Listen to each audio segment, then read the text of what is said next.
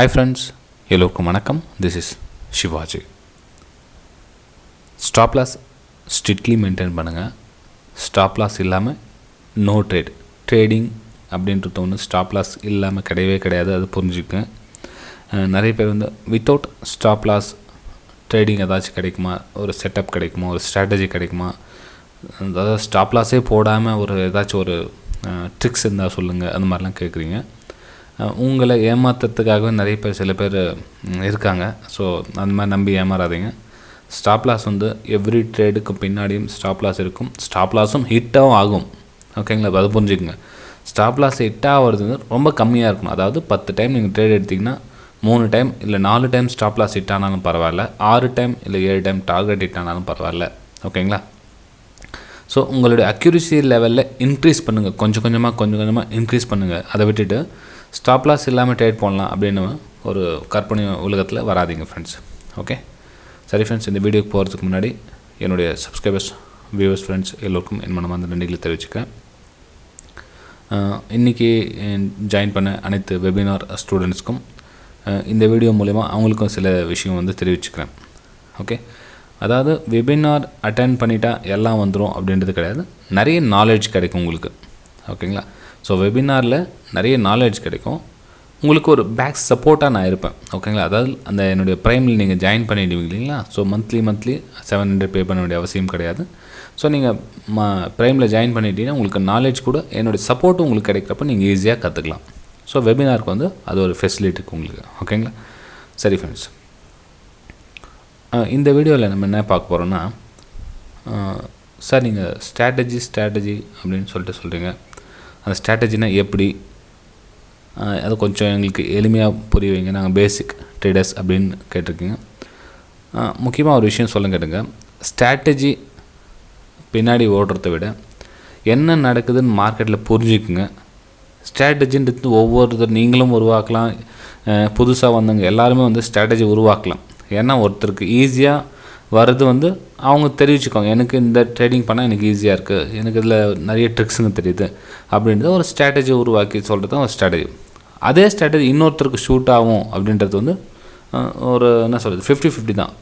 ஆனால் ஒருத்தருக்கு செட்டான ஸ்ட்ராட்டஜி இன்னொருத்தருக்கு செட் ஆகாது, ஓகேங்களா?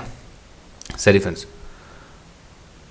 இந்த வீடியோவில் அப்படின்னா சார் ஸ்ட்ராட்டஜி பார்க்க போகிறீங்க, ஓகே, கேட்கலாம்.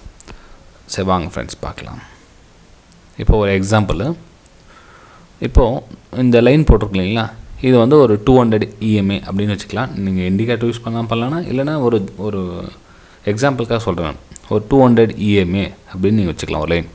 ஓகே, ப்ரைஸ் வந்து இப்போ இந்த இடத்துல ட்ராவல் ஆகிட்டுருக்கு, கீழே வருது மேலே போகுது, கீழே வருது மேலே போகுது. உங்களுக்கு எதுவும் புரியல, நீங்கள் ட்ரையாங்கிள் பேட்டர்ன் போடுறீங்க, சார்ட்டை நிறைய உங்களுக்கு தெரிஞ்ச ஹெட் அண்ட் ஷோல்டர் பேட்டர்ன் போடுறீங்க, பிரேக் அவுட் நிறைய யூஸ் பண்ணுறீங்க, நிறைய ஃபெயில் ஆகுது. நீங்கள் பிரேக் அவுட்டில் எங்கே பிரேக் அவுட் எடுக்கணும்னு தெரியல, நிறைய வந்து கன்ஃபியூஸில் இருக்குது. ஓகே, இந்த ஸ்டாக்ஸு மேலே கீழே போகிறதுல ஒரு குறிப்பிட்ட ஸ்டேஜில் வந்து மேலே போய்டுது, ரைட்?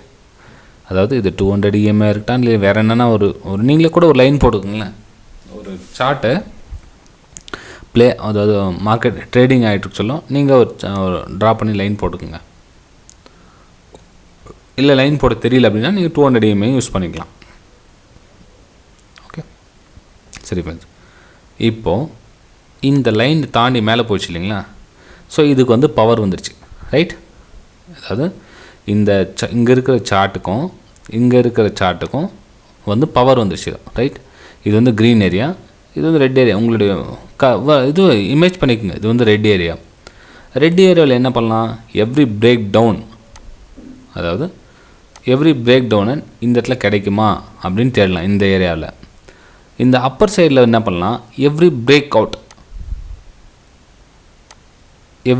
அவுட் எங்கேயாச்சும் கிடைக்குமா, ஏன்னா அதுக்கு கீழே ஸ்டாப் லாஸ் போட்டுட்டு நம்ம ரீடெஸ்ட் எடுத்து பை எடுக்கலாம் அப்படின்னு இந்த ஏரியாவில் உங்களோட வியூ இருக்கணும்.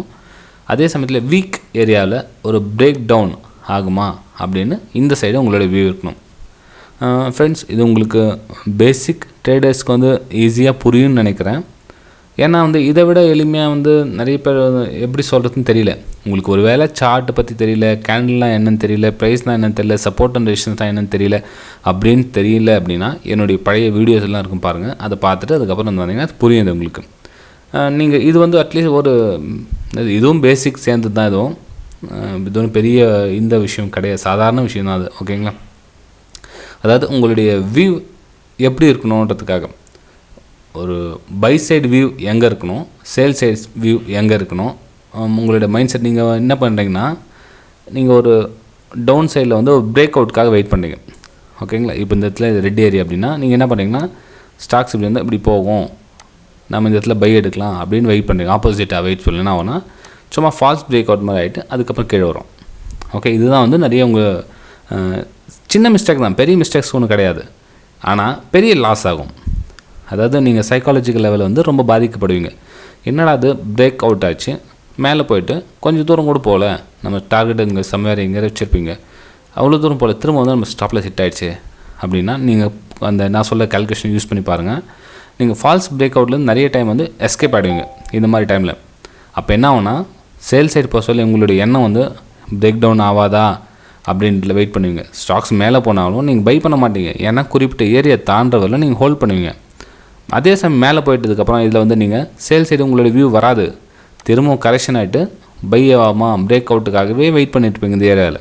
ஓகே ஃப்ரெண்ட்ஸ், வீடியோ பிடிச்சிருந்தா மறக்காமல் லைக் தெரிவிங்க, கமெண்ட்டும் உங்களுடைய கமெண்ட்ஸும் தெரிவிங்க. ஓகேங்களா? ஏன்னா வந்து நம்ம அடுத்தடுத்த வீடியோஸ் வந்து போடுறதுக்கு ரொம்ப யூஸ்ஃபுல்லாக இருக்கும்.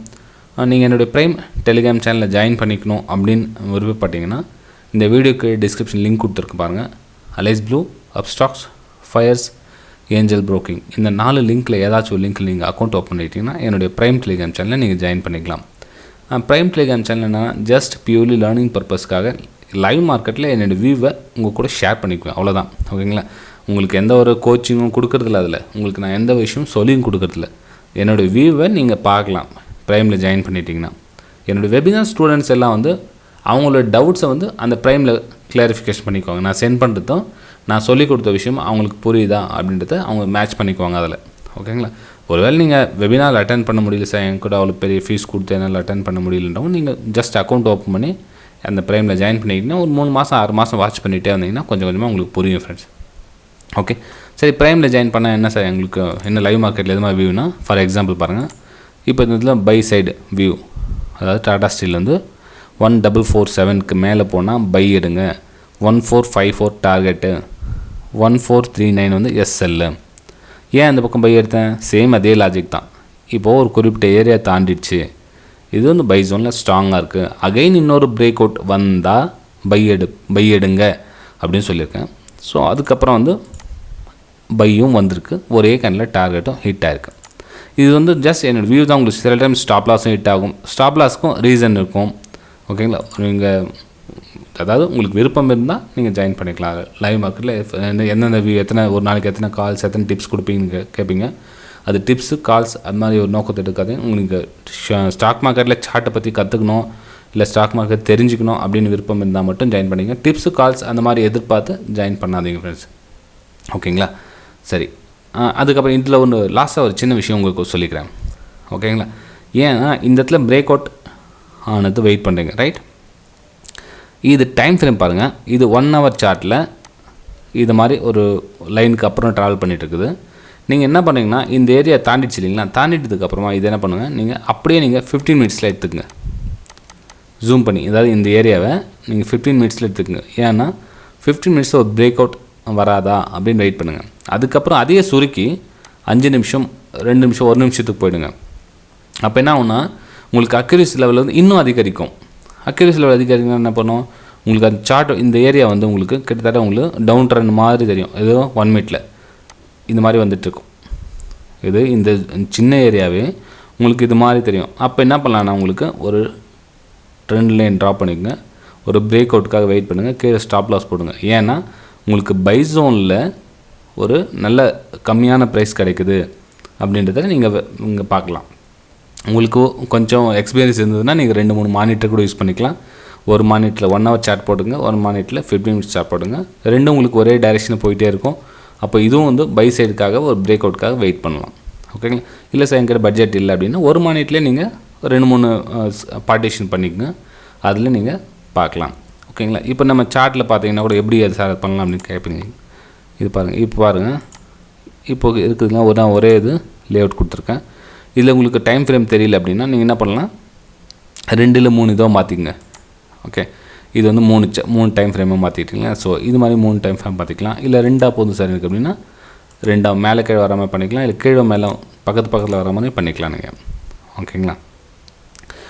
சரி ஃப்ரெண்ட்ஸ், வீடியோ பிடிச்சிருந்தா மறக்காமல் லைக் பண்ணுங்கள், சப்ஸ்கிரைப் பண்ணுங்கள், ஷேர் பண்ணுங்கள். இது சின்ன சின்ன ட்ரிக்ஸ்லாம் உங்களுக்கு புரிய ஸ்டார்ட் பண்ணிட்டாவே நீங்கள் சக்ஸஸ்ஃபுல்லாக வந்துடுவீங்க ஃப்ரெண்ட்ஸ். ஓகே, பை ஃப்ரெண்ட்ஸ், அடுத்த வீடியோ சந்திக்கலாம்.